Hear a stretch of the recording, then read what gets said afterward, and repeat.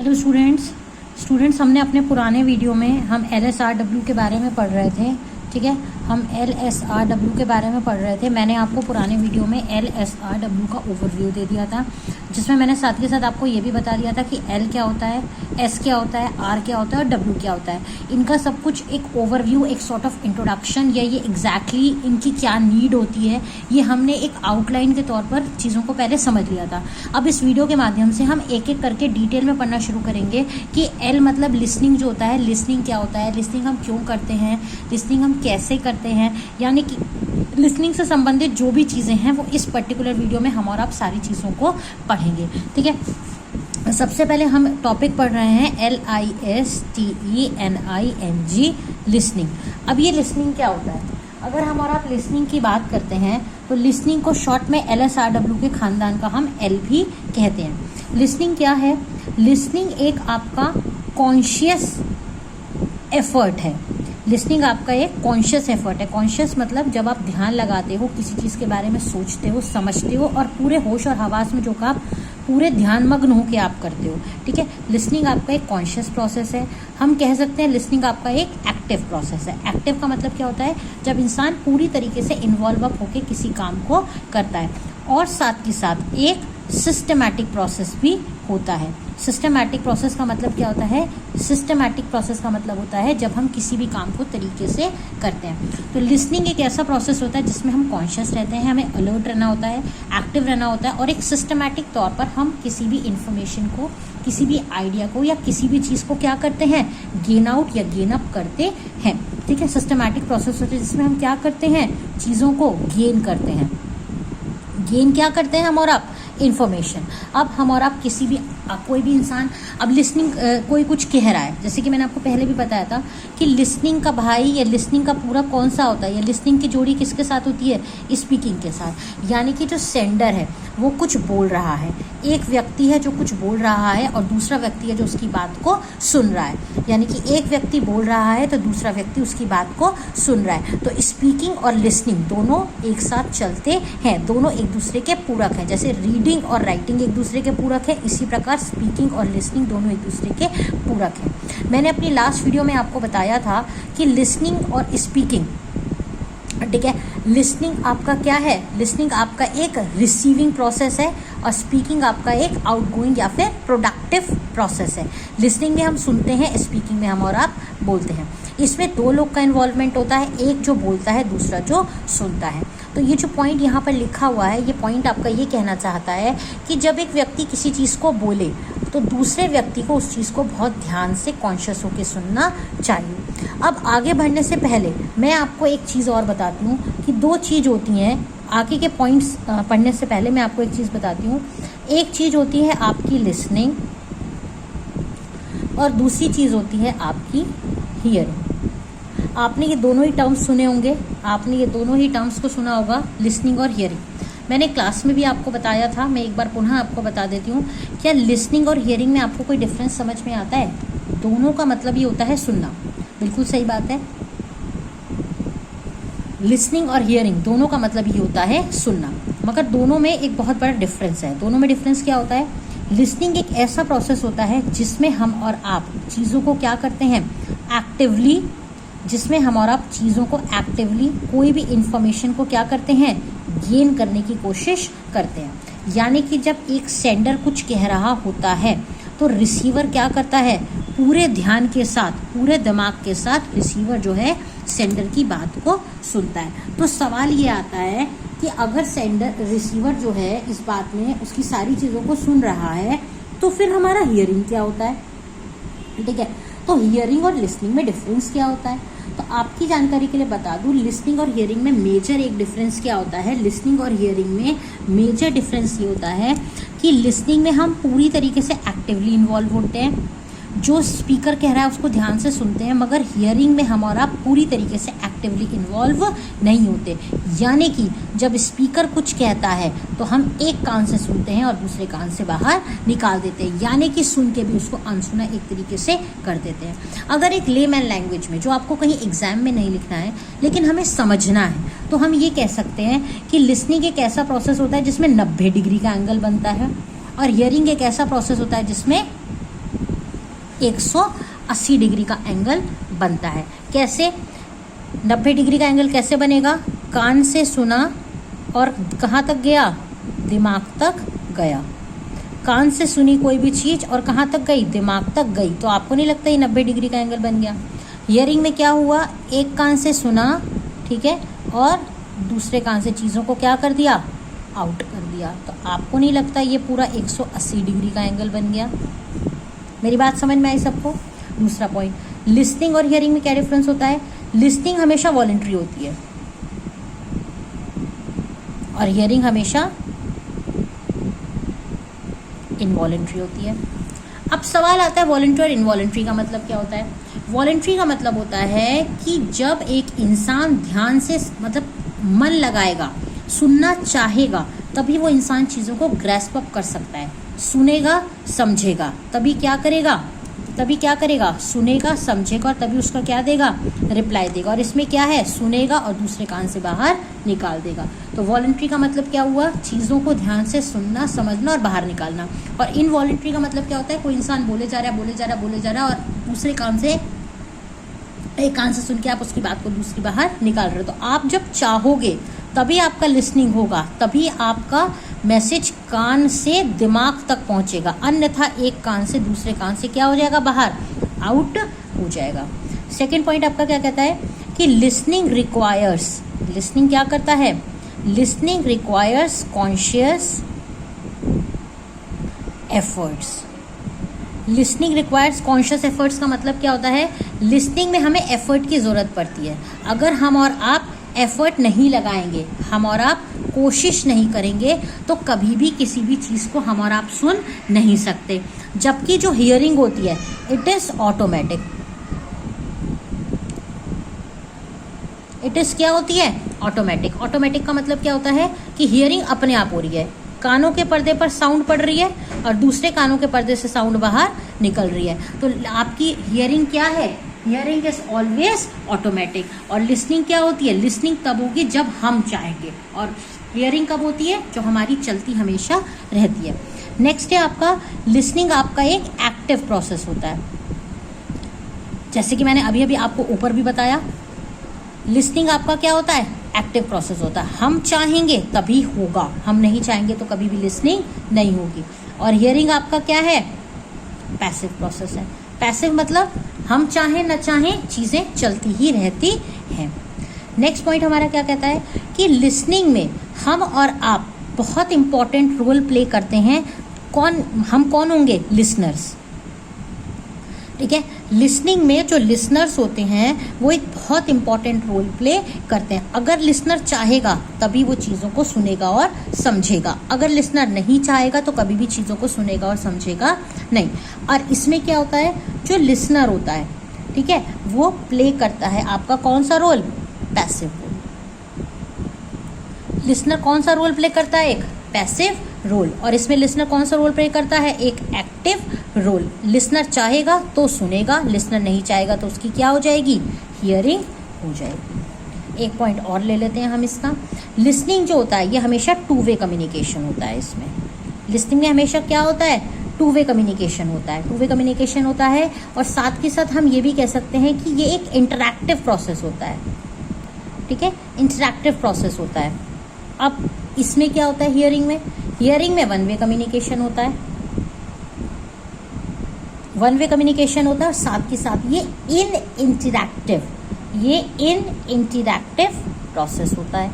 अब सवाल आता है कि ये वन वे कम्युनिकेशन क्यों है और इसमें इन इंटरैक्टिव प्रोसेस क्यों होता है?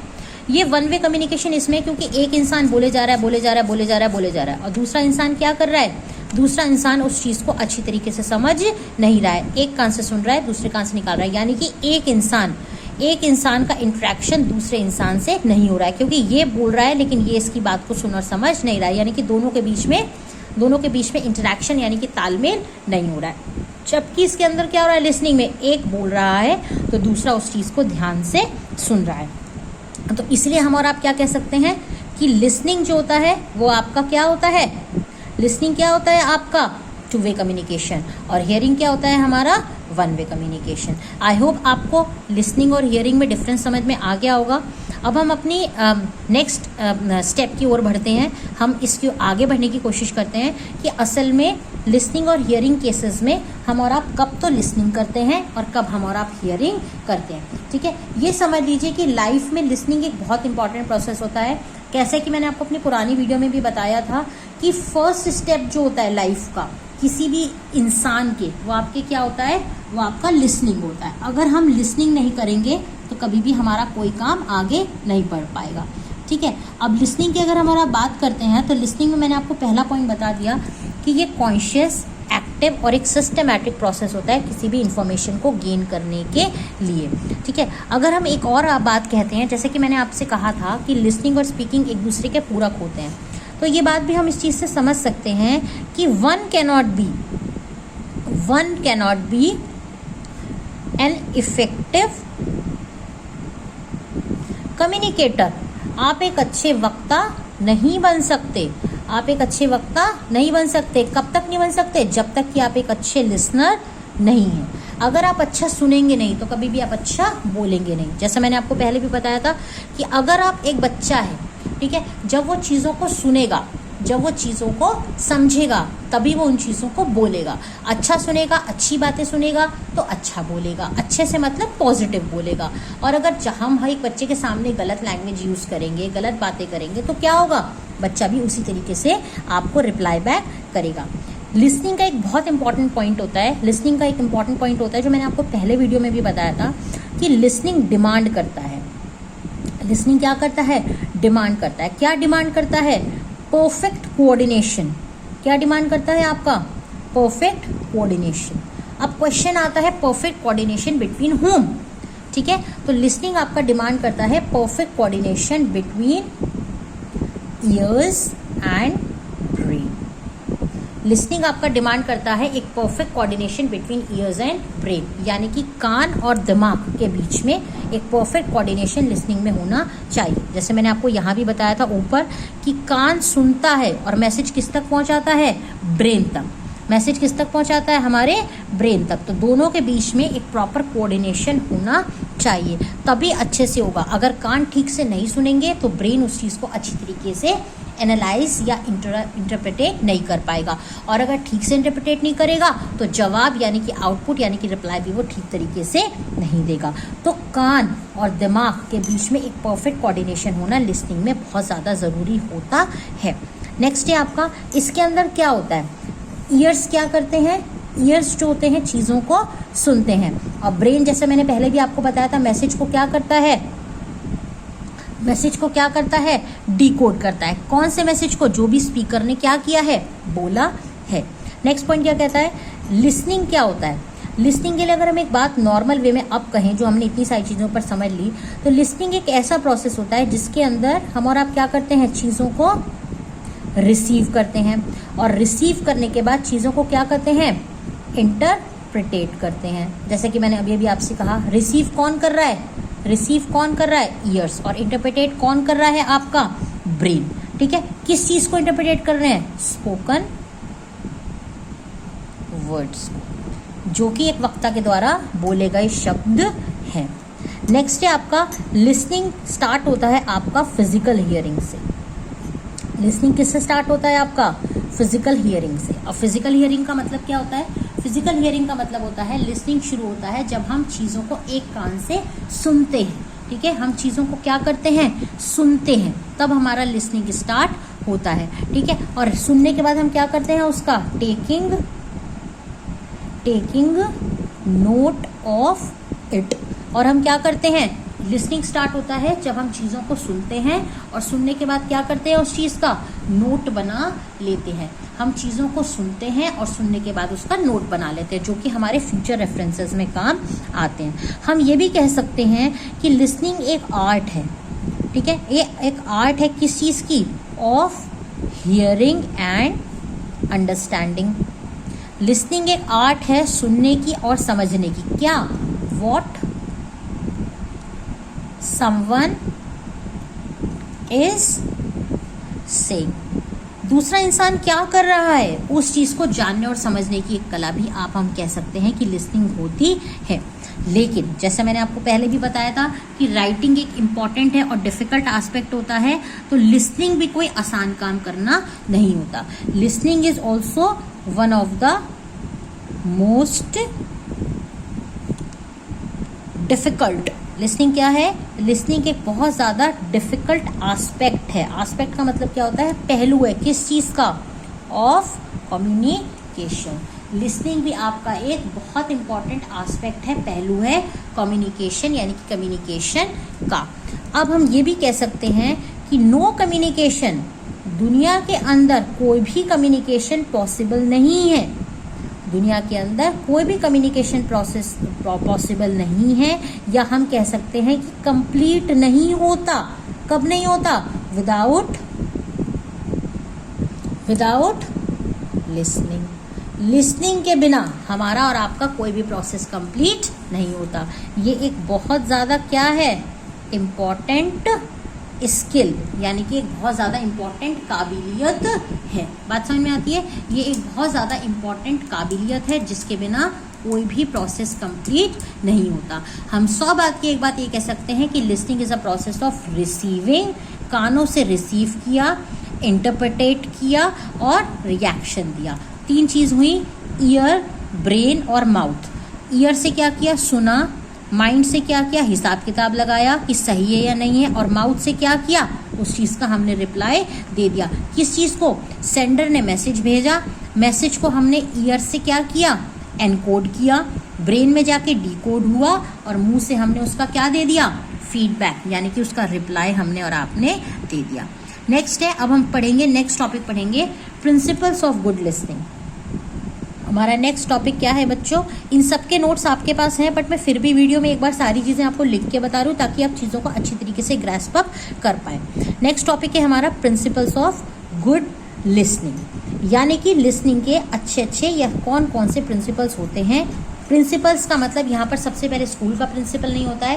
प्रिंसिपल का मतलब होता है सिद्धांत, जो हमें और आपको याद रखने चाहिए कोई भी लिसनिंग करने से पहले। तो सबसे पहला पॉइंट आपका क्या कहता है प्रिंसिपल्स का? कि लिसन पेशेंटली।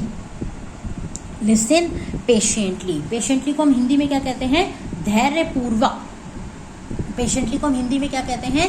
धैर्यपूर्वक। आपको और हमें चीज़ों को बहुत ज़्यादा धैर्यपूर्वक सुनना चाहिए। किसके द्वारा कही गई? जब एक वक्ता बोलता है तो वक्ता के द्वारा कही गई बातों को हमें और आपको बहुत ज़्यादा धैर्यपूर्वक सुनना चाहिए। वक्ता क्या कह रहा है, वक्ता क्या कहना चाहता है और वक्ता की बातों के अंदर क्या मोटिव छुपा हुआ है आपसे बात करने का, उस चीज़ को हमें बहुत धैर्यपूर्वक सुनना चाहिए। ये नहीं कि हमें अच्छा ना लगे तो हम चीज़ों को नेग्लेक्ट करें या चीज़ों को नज़रअंदाज करें।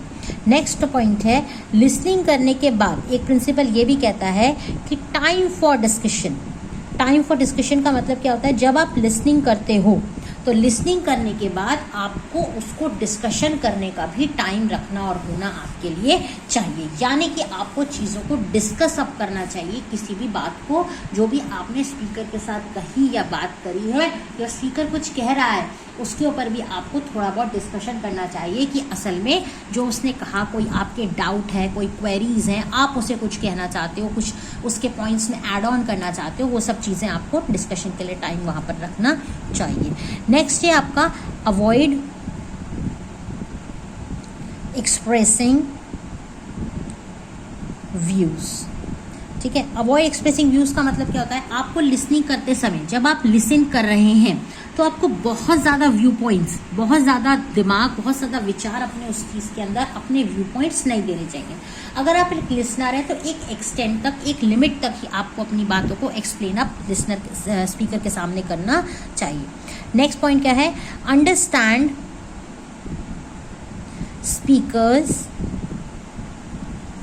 फीलिंग्स। हमें और आपको वक्ता की भावनाओं का भी ध्यान रखना चाहिए। बहुत सारे लोग ऐसे होते हैं जो जब बोलने के लिए खड़े होते हैं तो बड़ा डर डर के या पता नहीं बहुत हिम्मत करके या किसी भी तरीके से वहाँ पे खड़े होते हैं बोलने के लिए, तो हम और आप जो एक रिसीवर होते हैं या जो लिसनर्स होते हैं, हम अक्सर उन लोगों का मजाक बनाते हैं। देखो कैसे हाथ करके खड़ा हुआ है, देखो कैसे बोल रहा है, देखो इसको ये नहीं आता, देखो इसको वो नहीं आता। लेकिन ये नहीं पता कि मंच पर खड़े होकर, पोडियम पर, डाइस पर खड़े होकर एक स्पीच करना, देना या एक पब्लिक स्पीकिंग करना, it is not an easy task. It is not a cup of tea, an easy cup of tea कि आपने उसे लिया और you drank the tea out from it. But ये आसान काम नहीं है। We have a one very famous saying in Hindi that मंच पर खड़े होकर बोलना खेल नहीं होता है बच्चों का, तेल निकल जाता है अच्छे अच्छों का। The people start shivering, the people start feeling afraid, the people start feeling frightened, क्योंकि उनको डर लगता है कि कहीं वहाँ पर खड़े होकर उनके मुंह से कोई गलत शब्द ना निकल जाए। तो ये भी आपके लिए बहुत इंपॉर्टेंट है कि आप वहाँ पर खड़े होकर अच्छी तरीके से चीज़ों को बोलें। नेक्स्ट पॉइंट आपका क्या कहता है कि आपको और हमें लेस एक्सप्लेनेशन भी देना चाहिए। अब लेस एक्सप्लेनेशन से मतलब क्या है आपका, जब आप और हम बोलते हैं तो बोलते समय बहुत ज़्यादा एक्सप्लेनेशन हमें स्पीकर को, वक्ता को नहीं देना चाहिए, अन्यथा स्पीकर को ज़्यादा अच्छा नहीं लगता। आपको कम से कम एक्सप्लेनेशन अपनी बात का देना चाहिए। जैसे कि मैंने आपको यहाँ पे बताया, अवॉइड एक्सप्रेसिंग व्यू, तो ये one and the same thing आपका पॉइंट है। नेक्स्ट पॉइंट आपका क्या कहता है कि आपको और हमें क्या करना चाहिए, आपको और हमें कॉमन क्लीशेज का भी इस्तेमाल करना चाहिए। कॉमन क्लीशेज का मतलब क्या होता है, कॉमन क्लीशेज का मतलब होता है कुछ ऐसे वर्ड्स जो स्पीकर और रिसीवर दोनों के बीच में कॉमन है। ठीक है। नेक्स्ट एक बहुत इंपॉर्टेंट पॉइंट मैं आपको बताती हूँ। वो इंपॉर्टेंट पॉइंट क्या कहता है कि जब एक वक्ता और एक श्रोता आपस में बात करते हैं तो बहुत सारा समय हम अपने लिसनिंग और स्पीकिंग में लगाते हैं। अगर हम इसका एग्जाम्पल लें, अगर हम और आप इसका एग्जाम्पल लें तो एग्जाम्पल क्या कहता है कि जो बिजनेस पीपल होते हैं, जो बिजनेस करने वाले लोग होते हैं, ठीक है, या हम कह सकते हैं कि स्टूडेंट्स होते हैं, जो बिजनेस करने वाले लोग होते हैं, या हम कह सकते हैं कि स्टूडेंट्स होते हैं, वो अपने पूरे दिन का 45% का टाइम, बोले तो 45% का समय किस चीज़ में वेस्ट करते हैं। ठीक है, वेस्ट भी नहीं कहना चाहिए, 45% का समय, 100% में से 45% समय बिजनेस करने वाले लोग और स्टूडेंट करने वाले लोग, जो स्टूडेंट लोग होते हैं, वो दूसरों की बातों को सुनने में लगाते हैं। जैसे जो लोग व्यापार करते हैं वो अपने कस्टमर्स की बात सुनते हैं, अपने सप्लायर्स की बात सुनते हैं, अपने होलसेलर्स की बात सुनते हैं, अपनी फैमिली मेम्बर्स की बात सुनते हैं, या अपने स्टाफ की बात सुनते हैं, या जो लोग उनके अराउंड होते हैं उनकी बात सुनते हैं। इसी तरीके से अगर हम स्टूडेंट्स की बात करते हैं तो 45% समय स्टूडेंट्स अपने कॉलेज में या अपने पूरे दिन का फैकल्टी का या इधर उधर के लोगों की बातों को सुनने में लगाते हैं। मेनली फोकस्ड अप होता है उनके लेक्चर्स से। तो जो स्टूडेंट्स होते हैं, हम ये कह सकते हैं कि 45% का समय अपना लेक्चर्स को सुनने और बोलने में लगाते हैं। तो लिसनिंग जो होता है वो हमारा एक बहुत इंपॉर्टेंट टॉपिक होता है, इसे हमने बहुत ज़्यादा ध्यान से पढ़ना चाहिए। अब हम हमारे आगे के टॉपिक्स में पढ़ते हैं कि what is the meaning of art of listening. अब हम और आप ये पढ़ते हैं नेक्स्ट टॉपिक कि आर्ट ऑफ लिसनिंग का मतलब क्या होता है। जैसे कि मैंने अभी भी आपसे बताया, मैंने आपको पीछे एक पॉइंट पढ़ाया था कि लिसनिंग जो होता है वो भी एक आर्ट है। देखिए मैंने आपको यहाँ पर कहीं बताया था कि लिसनिंग एक ऐसी आर्ट है, ये रहा, it is an art of hearing and understanding. तो यहाँ पर मैं आपको वही बात बता रही हूँ कि लिसनिंग एक कला होती है। लिसनिंग इस कला क्या होती है, लिसनिंग एक कला होती है किस चीज़ को, टू फाइंड आउट, जिसमें हम कोशिश करते हैं फाइंड आउट करने की, खोजने की, किस चीज़ को, कि what the speaker thinks, speaker क्या सोचता है अबाउट समथिंग। ठीक है, what the speaker thinks and speak up about something. Listening एक ऐसी कला होती है जिसके अंदर हम और आप कोशिश करते हैं ये जानने की, सोचने की और समझने की कि असल में वक्ता किसी चीज़ के बारे में क्या सोचता है। नेक्स्ट पॉइंट क्या होता है, जैसे फॉर एग्जांपल हम ले लेते हैं कि अगर हम एक एम्प्लॉई हैं तो हम और आप क्या करते हैं, किसी वर्क एनवायरनमेंट में, किसी जगह पर, किसी प्लेस पर नौकरी करते होंगे। ठीक है, तो हमारे साथ भी बहुत सारे लोग काम करते होंगे। तो आर्ट ऑफ लिसनिंग क्या होता है, हम अपने बॉस की बात सुनते हैं, हम अपने साथ काम करने वाले व्यक्तियों की बात सुनते हैं। एक और एग्जाम्पल ले लेते हैं, अगर हम एक स्टूडेंट हैं तो हम अपने सहपाठियों यानी कि अपने बैचमेट्स, अपने क्लासमेट्स की बात सुनते हैं, हम अपने टीचर्स की बात भी सुनते हैं, यानी कि हम और आप एक दूसरे से सुनकर चीज़ों को ग्रैस्प अप करते हैं। लिसनिंग के अंदर हम ये भी कह सकते हैं कि फ्री फ्लो ऑफ आइडियाज़ होता है। लिसनिंग के अंदर क्या होता है, फ्री फ्लो ऑफ आइडियाज़। अब फ्री फ्लो ऑफ आइडियाज़ का मतलब क्या होता है, सब लोग एक दूसरे की बातों को सुनते हैं। अब हम ये कह सकते हैं कि इसके अंदर फ्री फ्लो ऑफ आइडियाज़ होता है that are truly listened to can lead to a work place where employees, हम ये कह सकते हैं कि are constantly learning from each other. अगर यहाँ पर फ्री फ्लो ऑफ आइडियाज़ होता है, कहीं से भी कोई भी आइडिया आपके दिमाग में, आपके कानों में पड़ सकता है। अब ये आपके ऊपर है कि आप उसे सुनकर समझकर अच्छे से रिप्लाई करते हो या सुनकर आप एक कान से सुनकर दूसरे कान से यानी कि हियरिंग को करते हो। तो हम ये कह सकते हैं कि लिसनिंग आपका एक आर्ट भी होता है। अब ये आपके और हमारे ऊपर है कि हम किस तरीके से उस चीज़ को लेते हैं। आई होप सबको समझ में आ गया होगा। अब हम अपना नेक्स्ट पॉइंट पढ़ेंगे या नेक्स्ट टॉपिक पढ़ेंगे कि what is the importance of listening कह सकते हैं हम और आप, या हम ये कह सकते हैं कि कौन कौन से इम्पॉर्टेंट फैक्ट्स होते हैं। ठीक है, इम्पॉर्टेंट फैक्ट्स होते हैं अबाउट लिसनिंग जो हमें लिसनिंग के लिए ध्यान रखने चाहिए। बहुत सारी ऐसी चीज़ें होती हैं जो हमें और आपको लिसनिंग के लिए ध्यान रखनी चाहिए। जैसे हम ये कह सकते हैं कि कुछ इंपॉर्टेंट फैक्ट्स लिसनिंग की अगर हम बात करें तो सबसे पहला पॉइंट क्या कहता है कि लिसनिंग जो होती है वो आपकी ऑटोमेटिक होती है। ये तो मैंने आपको बता दिया। ठीक है, लिसनिंग जो है हमारी ऑटोमेटिक होती है। क्या ये पॉइंट मैंने सही बताया है? क्या ये पॉइंट मैंने सही बताया है कि listening is automatic? No, listening is never automatic, hearing is automatic. तो एक इम्पॉर्टेंट फैक्ट आपका क्या है कि लिसनिंग इज नेवर ऑटोमेटिक।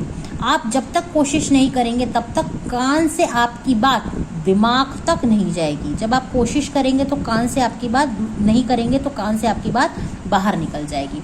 तो लिसनिंग क्या होता है? लिसनिंग एक ऐसा प्रोसेस होता है जिसमें हम और आप एक कान से सुनकर दूसरे कान से बात बाहर नहीं निकालते। हम एक कान से बात सुनकर चीज़ों को समझने की कोशिश करते हैं। दूसरा पॉइंट क्या कहता है कि listening requires practice, listening requires patience. आपको लिसनिंग करने के लिए प्रैक्टिस की ज़रूरत पड़ती है। अगर आप मेहनत नहीं करेंगे, आप चीज़ों को सोचेंगे नहीं, चीज़ों को समझेंगे नहीं, तभी कभी भी आप लिसनिंग नहीं कर सकते। तब आप हमेशा क्या करेंगे? हियरिंग करेंगे। नेक्स्ट है, हम इसी में एक पॉइंट ये भी ऐड कर लेते हैं कि लिसनिंग रिक्वायर्स, लिसनिंग क्या है? Listening always requires intention. Intention का मतलब क्या होता है? अगर हम और आप ध्यान नहीं लगाएंगे, चीज़ों को नहीं सुनेंगे, चीज़ों को नहीं समझेंगे, इंटेंशन का मतलब होता है पूरा हमारा दिमाग और ध्यान केंद्रित नहीं करेंगे तो कभी भी अच्छी लिसनिंग नहीं होगी। हमेशा क्या हो जाएगी? हमेशा हियरिंग होगी। तो लिसनिंग के लिए आपको हमेशा इंटेंशन लगाना चाहिए। ठीक है, नेक्स्ट पॉइंट क्या कहता है कि जो इसका रिवॉर्ड होता है, ठीक है, वो हमेशा लिसनिंग का इमीडिएट मिलता है। लिसनिंग का एक रिवॉर्ड भी होता है, रिवॉर्ड का मतलब होता है रिजल्ट भी होता है। ठीक है, हमें इसका इमीडिएट फीडबैक भी मिलता है और हम ये कह सकते हैं वो उन्हीं लोगों को मिलेगा जिन लोगों ने ट्रू लिसनिंग करी होगी। जो लोग ट्रू लिसनिंग नहीं करते, अच्छी लिसनिंग नहीं करते, उन्हें कभी भी रिवॉर्ड्स नहीं मिलते। फॉर एग्जाम्पल, अगर मैं एग्जाम्पल की बात करूँ, हम क्लास में लेक्चर्स सुनते हैं। ठीक है, बहुत बच्चे ऐसे होते हैं जो लेक्चर्स की लिसनिंग करते हैं और बहुत बच्चे ऐसे होते हैं जो लेक्चर्स की हियरिंग करते हैं। जो बच्चे लेक्चर्स की लिसनिंग करते हैं, ध्यान से सुनते हैं, वो एग्जाम में क्वेश्चंस को क्रैक करते हैं, एग्जाम में अच्छे मार्क्स लाते हैं, यानी कि उन्हें क्या मिलता है? रिवॉर्ड मिलता है। Reward in terms of their good marks. ठीक है, और ट्रू लिसनिंग करी थी उन्होंने। और जो बच्चे हियरिंग करते हैं उन्हें भी एग्जाम में रिवॉर्ड मिलता है। रिवॉर्ड किस चीज़ का मिलता है? ऑफ सिक्योरिंग लेस मार्क्स, यानी कि कम मार्क्स उन लोगों को मिलते हैं। तो इसके साथ ही हमारा टॉपिक खत्म हो जाता है इम्पॉर्टेंस या इम्पॉर्टेंट फैक्ट्स अबाउट लिसनिंग। ठीक है, अब हम ये पढ़ेंगे नेक्स्ट टॉपिक कि what are the advantages of good listening. ठीक है, अगर हम अच्छी लिसनिंग करते हैं, अगर हम और आप अच्छी लिसनिंग करते हैं तो अच्छी लिसनिंग के कुछ फायदे भी होते हैं। सबसे पहला पॉइंट हमारा अच्छी लिसनिंग का क्या करता है? अगर हम और आप अच्छी लिसनिंग करते हैं तो we always gives the better performance. We always gives the better performance, बिल्कुल सही बात है, that we always gives the better performance. How come we give the better performance? Obvious सी बात है, जैसे मैंने अभी भी आपको एग्जांपल दिया, आपने अच्छा सुना, एग्जाम में अच्छे मार्क्स सिक्योर किए, अच्छा नहीं सुना तो आपने कभी भी एग्जाम में अच्छे स्कोर मार्क्स नहीं किए। इसलिए हम ये कह सकते हैं कि जो लिसनिंग होता है वो स्टार्कली डिफरेंट होता है between poor and good performer. जो पुअर परफॉर्मर होता है वो हियरिंग करता है। हम ये कह सकते हैं कि जो पुअर परफॉर्मर होता है वो हियरिंग करता है, और जो गुड परफॉर्मर होता है या इफेक्टिव परफॉर्मर होता है वो हमेशा क्या करता है? लिसनिंग करता है। ये पॉइंट समझ में आ गया? नेक्स्ट पॉइंट की बात करते हैं। एक और पॉइंट हम क्या लेते हैं कि लिसनिंग जो होता है वो एक बहुत वाइटल या पिवोटल रोल प्ले करता है। वाइटल मतलब बहुत बड़ा, पिवोटल मतलब एक इम्पॉर्टेंट रोल प्ले करता है। किस चीज़ में? हमारी लर्निंग को इंक्रीज करने में। हमारी लर्निंग को क्या करने में? इंक्रीज करने में। हमारी लर्निंग को बढ़ाने में लिसनिंग एक बहुत इंपॉर्टेंट रोल प्ले करता है। अगर आप अच्छी लिसनिंग करते हैं, अगर आप गुड लिसनिंग करते हैं, तो आपकी नॉलेज क्या हो जाती है? आपकी नॉलेज हमेशा क्या हो जाती है? बढ़ जाती है। और अगर आप अच्छी लिसनिंग नहीं करते तो आप कभी भी नॉलेज आपकी अच्छी नहीं हो सकती। जैसे कि हम हमेशा कहते हैं ना कि good listening ability increases the knowledge. हम ये भी कह सकते हैं कि it also develop the critical thinking. अगर हम और आप अच्छी लिसनिंग करते हैं, गुड लिसनिंग करते हैं, तो क्रिटिकल थिंकिंग भी बढ़ जाती है। क्रिटिकल थिंकिंग का मतलब क्या होता है? क्रिटिकल थिंकिंग का मतलब होता है चीज़ों को हम डीपली सोचते हैं, डीपली गहराई से करेंगे, क्योंकि हम दूसरे की बात सुनेंगे, दूसरे की बात में ध्यान लगाएंगे, तो शायद उन पहलुओं पर, उन पैरामीटर्स पर फोकस अब कर पाएँ जो हमने अभी तक नेग्लेक्ट किए थे, जिसकी वजह से हमने अभी तक वो लूप होल्स पर कंसंट्रेट नहीं किया था, जो उसकी वजह से हमारा काम खराब हो सकता था। नेक्स्ट पॉइंट है, अगर हम अच्छी लिसनिंग करते हैं तो हमारे रिलेशनशिप्स भी बहुत बढ़िया बनते हैं। अब क्वेश्चन आता है रिलेशनशिप्स बिटवीन हुम? Relationships between sender and receiver. या फिर हम ये भी कह सकते हैं कि लिसनिंग हमें हेल्प करती है किस चीज़ में? To build up the effective relationship. अच्छी रिलेशनशिप बनाने में सेंडर और रिसीवर के बीच में लिसनिंग एक बहुत इंपॉर्टेंट रोल प्ले करता है। अब ये रिलेशनशिप हमारी पर्सनल लेवल पर भी हो सकती है, ये रिलेशनशिप हमारी प्रोफेशनल लेवल पर भी हो सकती है। ठीक है, ये रिलेशनशिप हमारी पर्सनल लेवल पर भी हो सकती है, रिलेशनशिप हमारी प्रोफेशनल लेवल पर भी हो सकती है। पर्सनल प्रोफेशनल से मतलब क्या होता है? जहाँ पर हम और आप नौकरी करते हैं, अगर वहाँ पर हम लोगों की बात को अच्छे से सुनते हैं, समझते हैं, ध्यान लगाते हैं, तो शायद हमारी लिसनिंग क्या होती है? लोगों के साथ लिसनिंग अच्छी होने की वजह से क्या होगा? लिसनिंग अच्छी होने की वजह से हमारी उनके साथ रिलेशनशिप बढ़िया होगी। सब ये कहेंगे भाई ये तो मेरी बात को सुनता है। पर्सनल लेवल पर घर पे भी अगर कोई आप किसी की बात सुनते हैं तो आपके उनके साथ रिश्ते होंगे, अच्छे बनेंगे। लेकिन कुछ लोग ऐसे होते हैं ना परिवार में भी या उसमें, जो किसी की बात को सुनना ही नहीं पसंद करते, तो ऐसे लोगों के पास हम और आप अपनी बात कहने के लिए नहीं जाते। क्यों नहीं जाते? क्योंकि हम और आप ये सोचते हैं यार इससे कहने का क्या फ़ायदा, ये तो हमारी बात को सुनेगा ही नहीं। तो अगर हमें अपने रिलेशनशिप्स अच्छे बनाने होते हैं, अपने पर्सनल और प्रोफेशनल रिलेशनशिप्स अच्छे बनाने होते हैं, तो हमें लिसनिंग अच्छे से करनी चाहिए। नेक्स्ट पॉइंट क्या कहता है कि जो लिसनिंग होता है, इट प्रिवेंट्स मिसकम्युनिकेशन। ठीक है, इट प्रिवेंट्स मिसकम्युनिकेशन। अब ये मिसकम्युनिकेशन का मतलब क्या होता है? मिसकम्युनिकेशन का मतलब होता है गलतफहमी। अगर हम किसी की बात की अच्छी तरीके से लिसनिंग करते हैं, अगर हम किसी की बात को अच्छी तरीके से सुनते हैं, तो जो ये गलतफहमी नाम की चीज़ होती है ना, ये गलतफहमी नाम की चीज़ भी दूर हो जाती है। गलतफहमी नाम की चीज़ कैसे दूर हो जाती है? गलतफहमी नाम की चीज़ इसलिए दूर हो जाती है क्योंकि जब हम किसी से बात ही नहीं करेंगे, जब हम किसी से बात ही नहीं करेंगे, तो आपको नहीं लगता कि गलतफहमी बढ़ती जाएगी, बढ़ती जाएगी, बढ़ती जाएगी? लेकिन अगर हम और आप किसी से बात करेंगे रेगुलर बेसिस पर, कोई बात हमें किसी की अच्छी नहीं लगी या कुछ भी चीज़ें हम उससे कहेंगे, तो मिसकम्युनिकेशन से हम और आप बच जाएंगे। जो गलतफहमी दो लोगों के बीच में होगी, लिसनिंग करने के बाद वो गलतफहमी दूर हो जाएगी, जिससे क्या होगा? सारी चीज़ें बहुत अच्छी तरीके से हो जाएंगी। नेक्स्ट है, लिसनिंग हमें मदद भी करती है। It also helps in problem solving.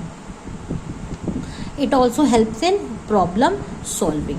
Problem solving का मतलब क्या होता है? अगर हम दूसरों की बात को सुनते हैं तो शायद हमारी प्रॉब्लम जल्दी से सॉल्व हो जाए। क्यों हो जाए? क्योंकि आप अकेले ही उस चीज़ से, गलतफहमी में या अकेले ही उस चीज़ से उलझते रहेंगे, अपने आप को परेशान करके रखेंगे। तो लिसनिंग जो होती है उससे हमारी प्रॉब्लम्स भी लाइफ की काफ़ी हद तक सॉल्व हो सकती है। हमारी पर्सनल प्रॉब्लम्स भी, हमारी वर्क लाइफ प्रॉब्लम्स भी। जैसे फॉर एग्जांपल पर्सनल प्रॉब्लम्स की बात करें, अगर हमारे को कोई परेशानी है, हम अपने पापा मम्मी से कहते हैं, अपने दोस्तों से कहते हैं, अपने टीचर्स से कहते हैं, तो शायद हमारी प्रॉब्लम सॉल्व हो जाती है। और अगर हमारे प्रोफेशनल वर्ल्ड में कोई परेशानी, जहाँ पे हम नौकरी करते हैं, अगर हम अपने बॉस से कहेंगे, अपने बैचमेट्स से कहेंगे, या जो हमारे साथ वर्क प्लेस पर काम करते हैं उससे कहेंगे, तो हमारी शायद प्रॉब्लम सॉल्व हो जाए। क्योंकि जैसे अगर मैं वर्क प्लेस की बात करूँ तो एक वर्क लाइफ बैलेंस एक स्टेटमेंट होता है, एक वर्ड होता है, स्टेटमेंट नहीं कहना चाहिए, वर्ड होता है। एक वर्क लाइफ बैलेंस होता है, एक पॉइंट होता है। ठीक है, अगर हम उस वर्क लाइफ बैलेंस की बात करें तो वर्क लाइफ बैलेंस मतलब होता है आप पर्सनल और प्रोफेशनल लाइफ के अंदर कैसे बैलेंस अब बिठाओगे। ठीक है, तो ये लिसनिंग अगर आप अच्छी करते हो तो शायद आपके बीच में जो भी मतलब चीज़ों को मेंटेन करने का एक लेवल है, या कोई भी आपकी प्रॉब्लम्स हैं, वो आप काफ़ी हद तक आपकी क्या हो जाती हैं? सॉल्व हो जाती हैं। अब हम एक नया टॉपिक पढ़ेंगे कि पुअर लिसनिंग और दूसरा पॉइंट है आपका इफेक्टिव लिसनिंग। पुअर लिसनिंग और इफेक्टिव लिसनिंग में आपके क्या क्या डिफरेंस होता है। हम एक नेक्स्ट पॉइंट पढ़ेंगे कि पुअर लिसनिंग और इफेक्टिव लिसनिंग में आपके क्या डिफरेंस होता है। तो आपकी जानकारी के लिए बता दूं कि पुअर लिसनिंग और इफेक्टिव लिसनिंग में भी बहुत ज़्यादा डिफरेंस होता है। जैसे what is poor listening and what is effective listening.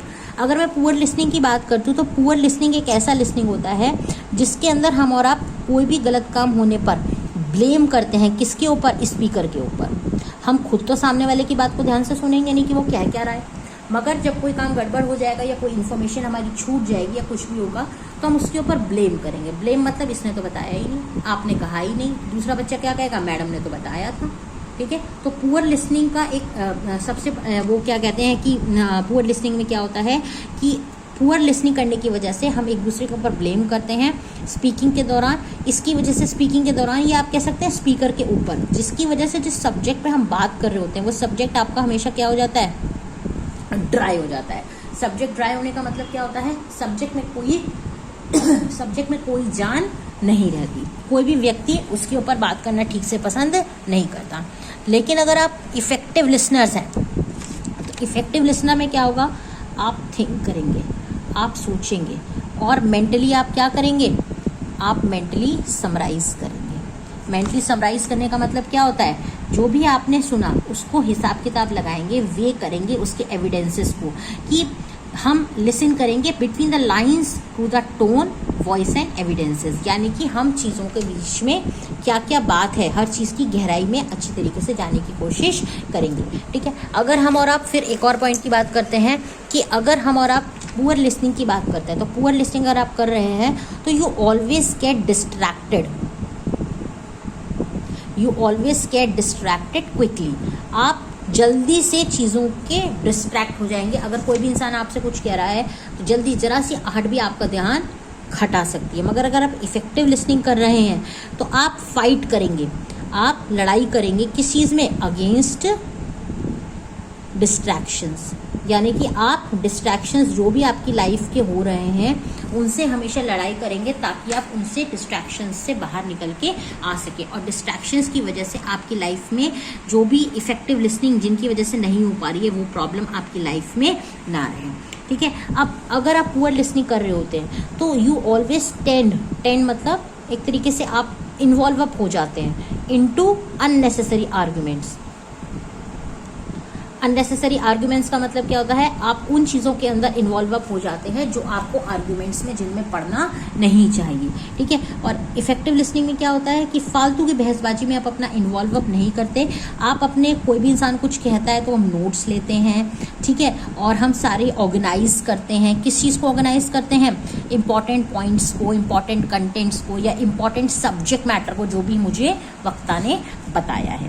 ठीक है, 4 पॉइंट, ये सारे पॉइंट्स को डिटेल की अगर मैं बात करूँ तो आपके नोट्स में दे रखे हैं। ये तो मैं सिर्फ आपको वीडियो में बना के बता रही हूँ कि ये चीज़ें आपको ध्यान में रखनी चाहिए। अगर मैं इसकी बात करूँ तो हम पुअर लिसनिंग में एक काम और करते हैं, we always try to pay attention या we always try to elucidate things या we always pay attention to much on to the appearance and delivery of the speaker. आपका और मेरा दिमाग सबसे ज़्यादा इस चीज़ के अंदर चलता है कि स्पीकर क्या बोल रहा है, स्पीकर क्या बोल रहा है, मतलब क्या बोल रहा है का तो अंदर नहीं समझना है, वो कैसे बोल रहा है, उसका बॉडी पोस्चर क्या है, काइनेसिस क्या है, जेस्चर्स कहाँ है, पोस्चर्स कहाँ है, कपड़ा क्या पहना है, कपड़ा प्रेस करा हुआ है या नहीं पहना है, कपड़ा कैसा पहना है, कौन से कलर का पहना है। यानी कि आपका दिमाग उसके कंटेंट में ना होकर उसके पर्सनालिटी को एनालिसिस करने के अंदर है। मगर इफेक्टिव लिसनिंग में क्या होता है? आपको इफेक्टिव लिसनिंग में सिर्फ और सिर्फ फोकस करना चाहिए उसके सब्जेक्ट मैटर के ऊपर। वो व्यक्ति किस चीज़ को कैसे, कौन से मैटर के ऊपर बोल रहा है और बोलते समय उसका जेस्चर्स क्या है, ठीक है, और उसका पोस्चर्स क्या है। क्योंकि ये बात तो हम और आप पहले से ही जानते हैं कि जब हम बोलते हैं तो 65% बात हमें बोल के समझ में आती है और बाकी चीज़ हमें बिना बोले समझ में आती है। ठीक है, नेक्स्ट है, अब पुअर लिसनिंग के अंदर हम और आप क्या करते हैं? हम वेट करते हैं किस चीज़ के लिए?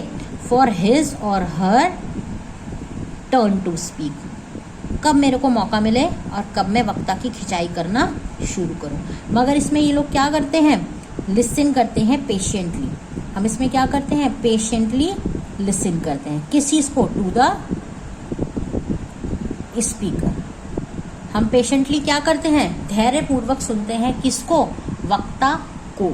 हम वक्ता को धैर्यपूर्वक सुनते हैं कि असल में वक्ता क्या कहना चाहता है, और फिर जो चीज़ अच्छी होती है उससे हम चीज़ों को इवैल्यूएट कर लेते हैं। तो आई होप आपको लिसनिंग के, ये मैंने अपना पार्ट 1 बनाया था, ठीक है, वीडियो का। अभी मैं लिसनिंग का जो पार्ट 2 बताऊंगी, उसके अंदर मैं आपको लिसनिंग के बाकी कंटेंट्स भी बताऊंगी। आई होप आपको इस टॉपिक के अंदर कोई प्रॉब्लम नहीं होगी।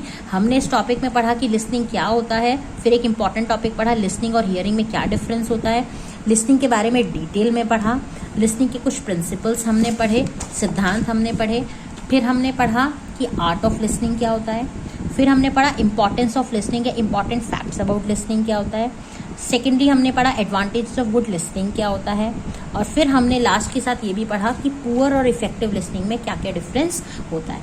ठीक है, तो इस वीडियो के में सिर्फ इतना ही होगा। नेक्स्ट वीडियो में जो लिसनिंग के रिमेनिंग कंटेंट्स हैं, ठीक है, जैसे आपका प्रोसेस हो गया, बैरियर्स हो गया, मैं टोटल लिसनिंग के 3 वीडियोस बनाऊंगी। 3 वीडियोस इसलिए ताकि एक वीडियो में सारा कंटेंट किसी भी प्रॉब्लम की वजह से आपको ना समझ में आ पाए, तो आपको कोई प्रॉब्लम ना हो। आई होप आपको ये चीज़ समझ में आ गई होगी। अब हम नेक्स्ट वीडियो में मिलेंगे अपने लिसनिंग के रिमेनिंग टॉपिक्स के साथ। ठीक है, तब तक के लिए थैंक यू।